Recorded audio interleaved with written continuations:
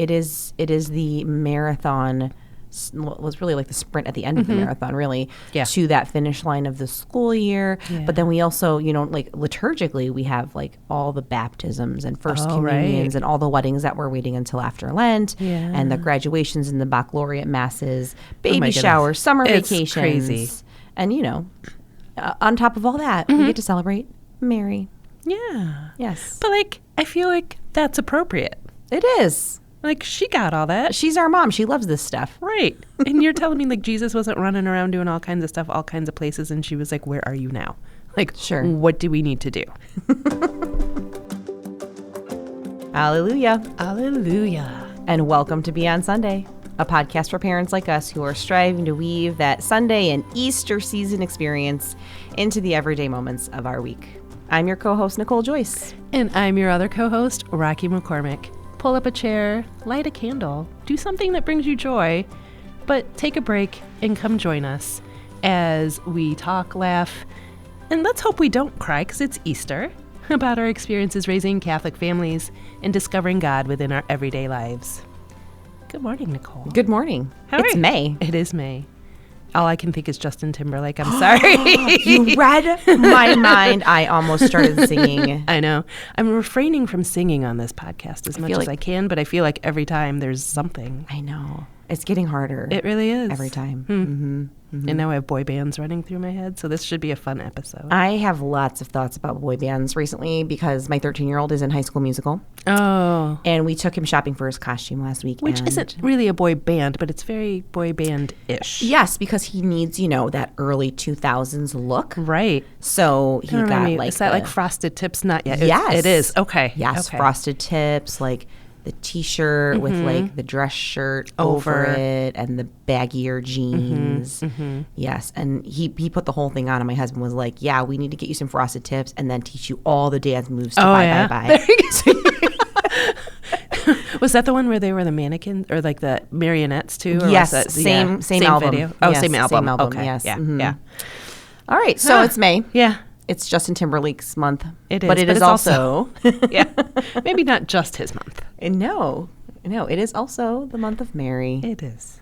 So I thought for today we would do maybe a little kind of trivia related to Mary, the Blessed Mother. Huh. And I am going to name some different Marian apparitions and devotions. Yeah. Okay. And maybe you can tell me where they happened or where they originated. Okay. You want to try it out? Sure. I'm not going to do well. I'm going to be like Earth. It happened on the western hemisphere of the Earth. You might actually get some of those wrong if you say western I know, hemisphere. right? I know. Like, wait, where does the western hemisphere start? Let's name quadrants. No. Latitude, longitude, or just like general vicinity? Yeah, yes. Let's try for country Cool. or maybe continent. Oh, I if you could do have to go continent. there. I might be able to do continent. Okay, bonus points for country. Okay. And maybe Ron can give us a little trivia music in there when we. Oh, fantastic. All right. Number 1. Yeah. Our Lady of Hope. I'm going to hope it's in Europe somewhere, but I don't know which country. You would be correct about Europe. It was in France. So my standard guess is just going to be Europe, by the way. You're just going to guess Europe for everything? Yeah, okay. If I don't know. Okay. Next, Our Lady of the Golden Heart. Also Europe. Come on, like so many of these apparitions are all over like the little European countries. Okay, is it like the Netherlands, Belgium, Denmark? It's Belgium. Oh, nice guess. Nice. Very nice. Only your second guess after you just said Europe randomly. We're getting better at this. Okay. Our Lady of Gitzerwald. Gitzerwald. I'm going to say either Germany or Poland. Poland. You are rocking this. Very good. Nice. Excellent. All right. Next is Our Lady of Good Help. Okay, this one I know. It's in Wisconsin. Excellent. Of the United States in the Western Hemisphere, North America. I don't know latitude and longitude. She's got all of them. That down. one I know. I've had plenty of friends who have taken pilgrimages there. That's a nice Midwestern Marian devotion to have, don't you think? Okay. Next is Our Lady of Zion. So based on Zion, I want to say somewhere in the Middle East.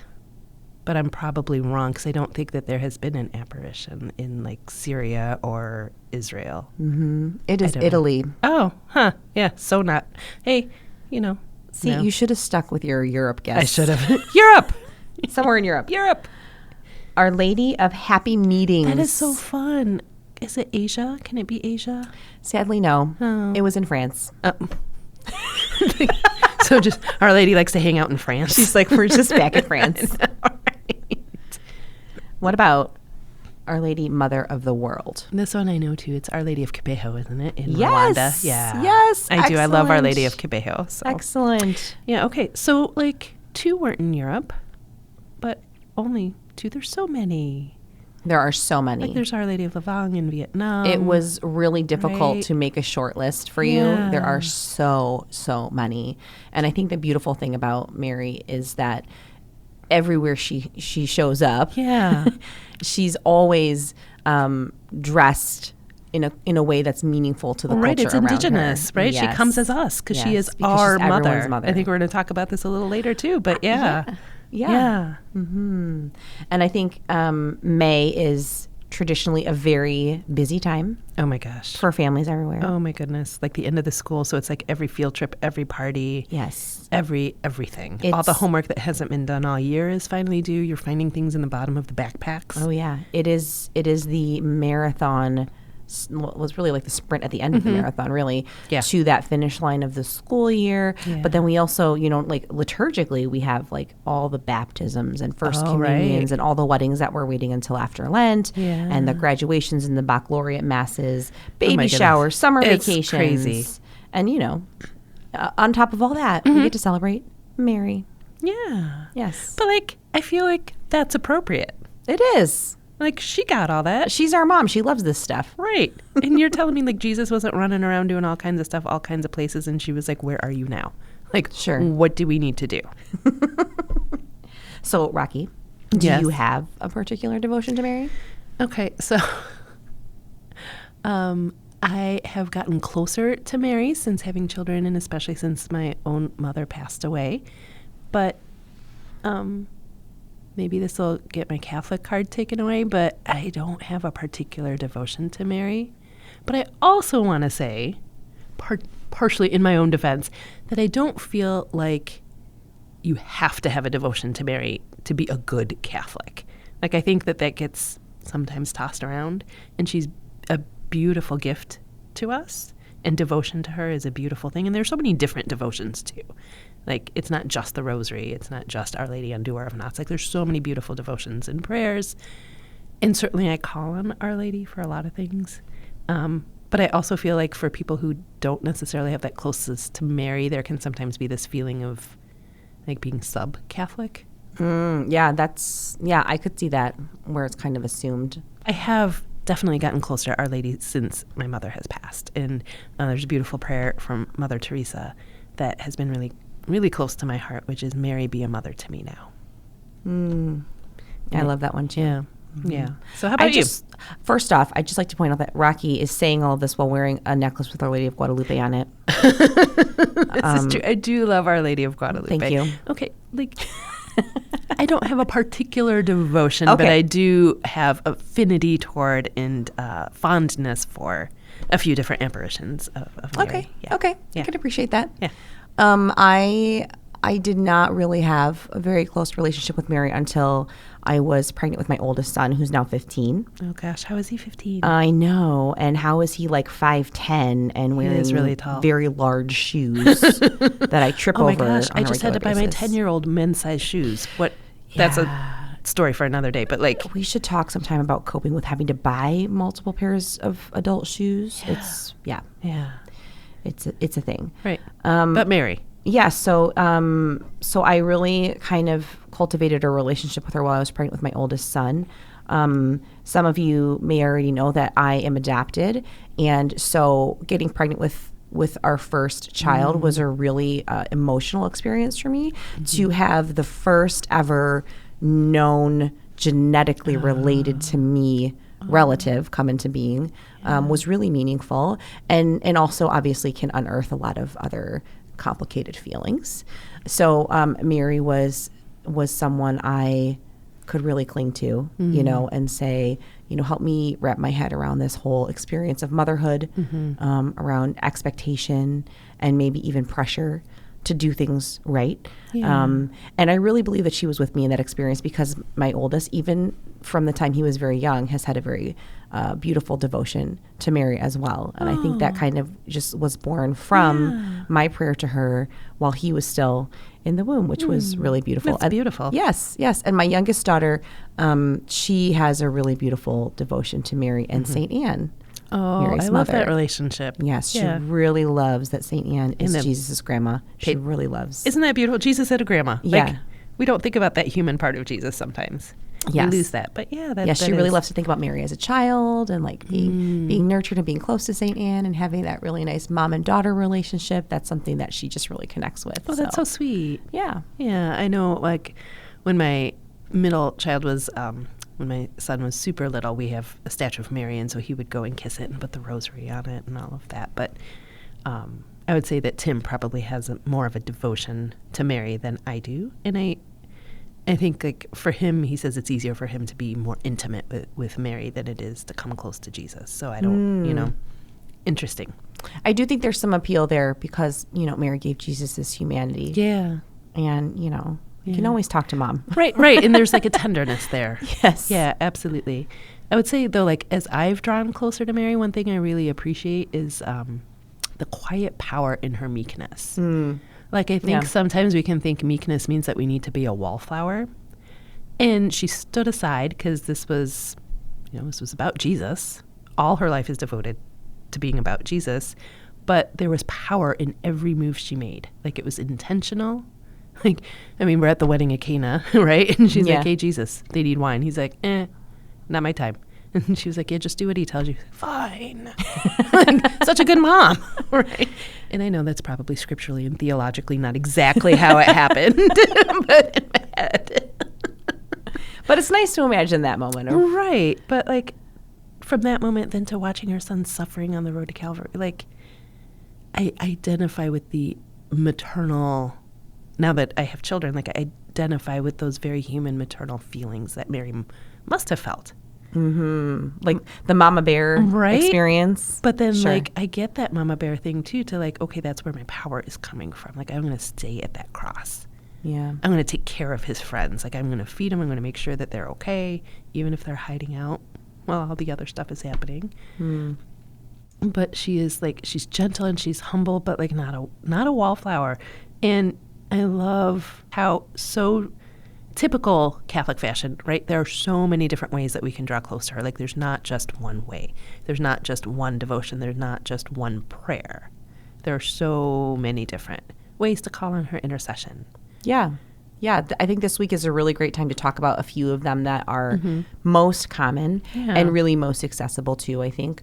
With the birth of the internet, obviously, there's plenty of ways to find different ways of honoring. And we can have our own special, unique one. Yes. That's the other beauty of it. Like, we don't have to go with something that's already been written. Yeah, sure. She'll come to us in our need. Sure.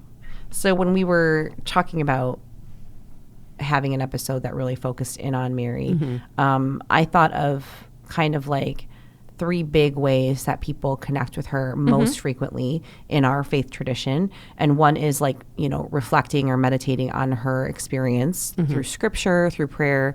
And then the second one would be the rosary, obviously.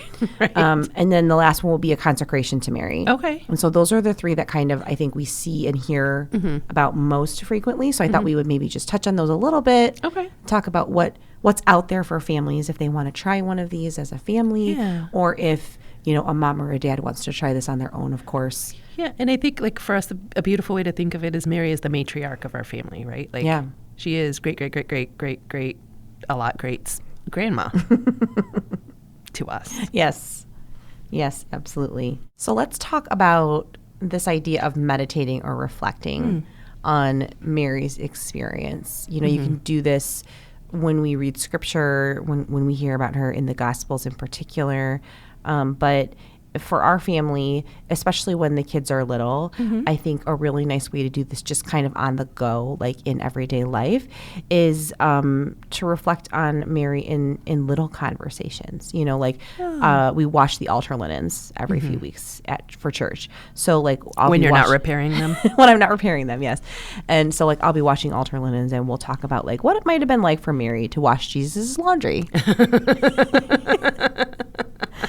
You know, how did Mary and Joseph and Jesus pray together before they ate dinner or before they went to bed?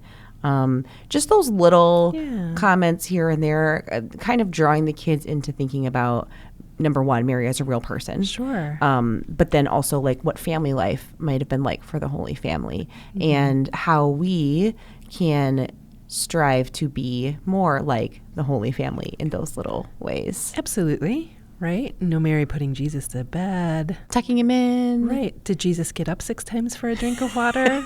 Did he have a bad dream and come climb into bed with them? Yes. Yeah, like those are beautiful things to meditate on as a family.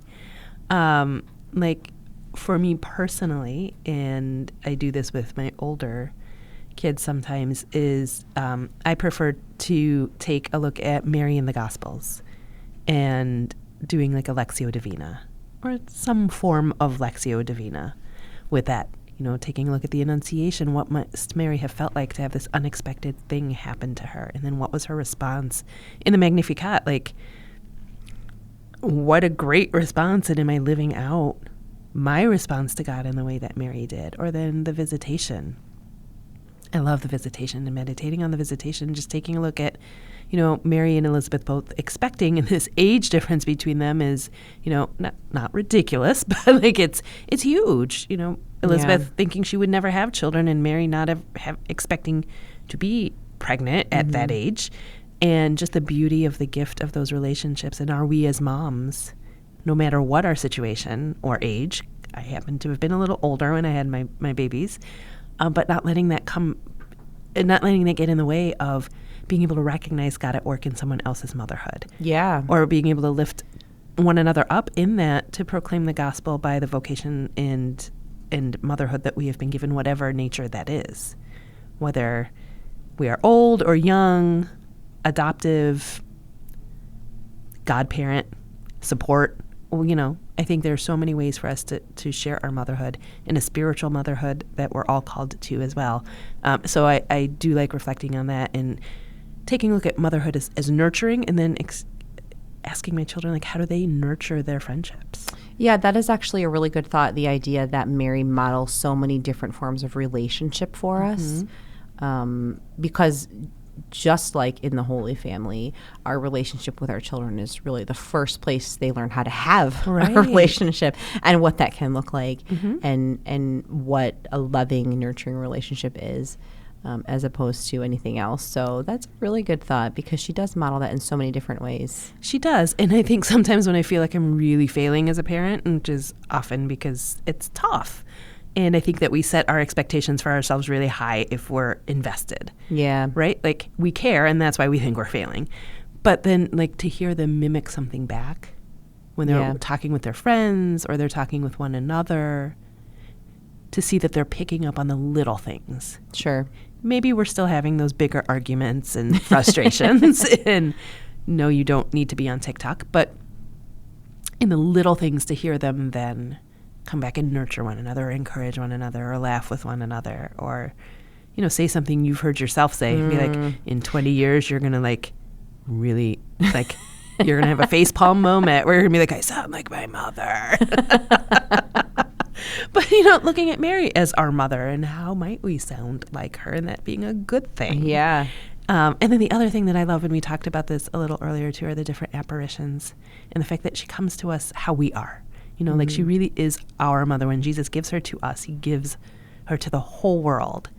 And so, you know, you mentioned Our Lady of Guadalupe. Yes, I love Our Lady of Guadalupe. I love Our Lady of Guadalupe. Right, but what I love is that she comes to Juan Diego very much as someone he would recognize, and not as, who, you know, whatever, some foreigner. Right. Right?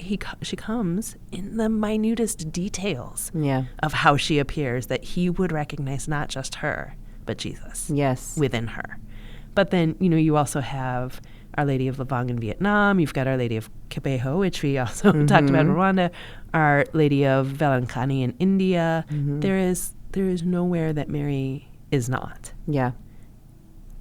And she always is one of us when she comes, and it's so familiar, and it's only natural that we would want to be drawn to her because she is part of our family in some way. Right. And so while I think of devotion as having like this is who I come to in prayer all the time. Yeah. But I have an affinity and a love of Mary, and I hope that what I pass along to my children is that same idea that we can come to Mary when we need to be nurtured, when we need to be wrapped and comforted.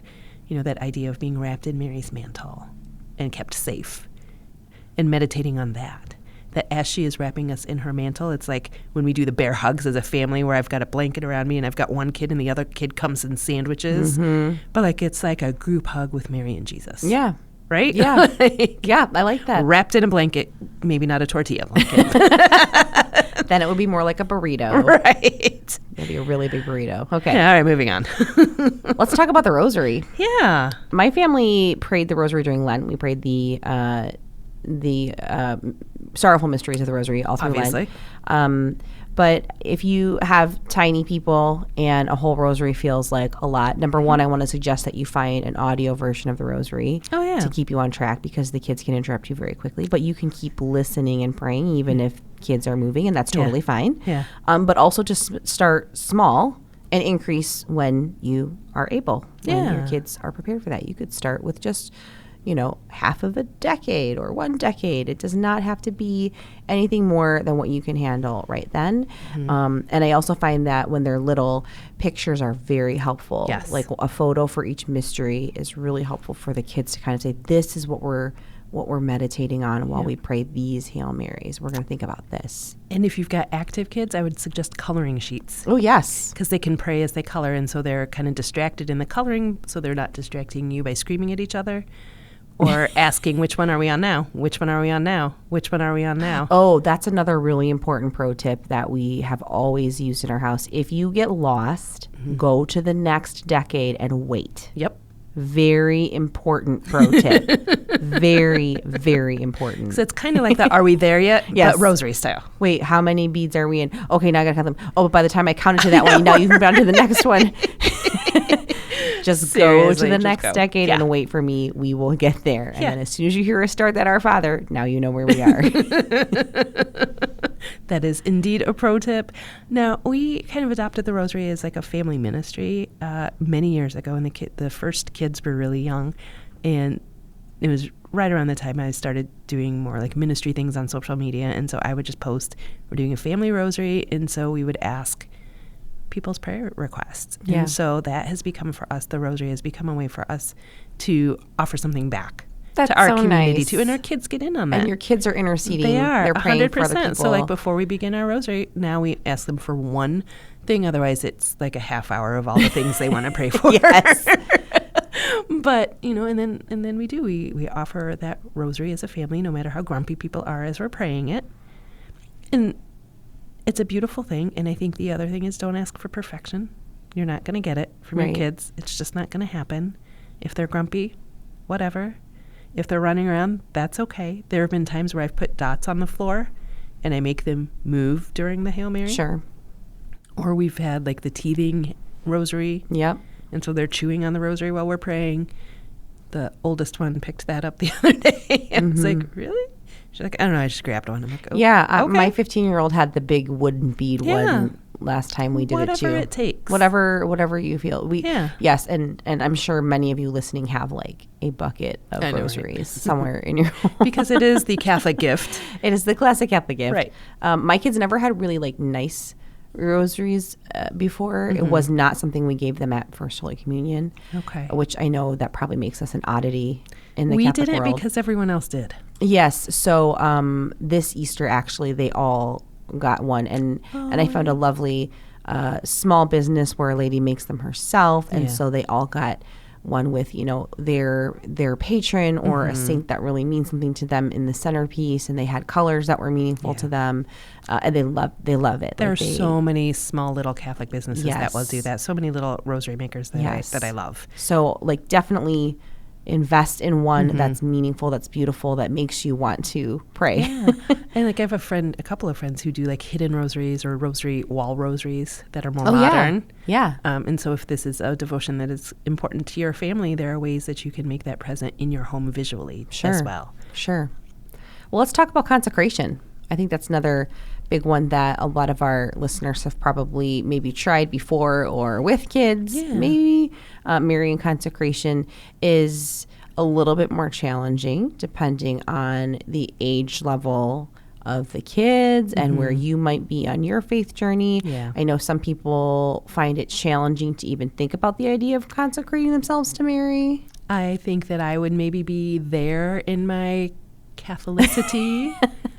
That is not something that is ever called to me. Yeah. Understandable. While I love some of the resources that are out there and they're really pretty, and I kind of wish it called to me because I'm like, oh, this would be so cute. But to have in the home. But I definitely don't recommend taking on a consecration if it's not something that you feel personally called to do. Definitely take that to prayer and wait for an invitation to do it. My family did the Marian Consecration for families with young children from Colleen Pressprich. That is the resource where I'm like, I really want this because it's so pretty. Yes, we did this consecration during COVID in October, the month of the Rosary. We started right before October. And it was a really beautiful experience for us. Number one, because we were all kind of still trapped inside in a lot of ways.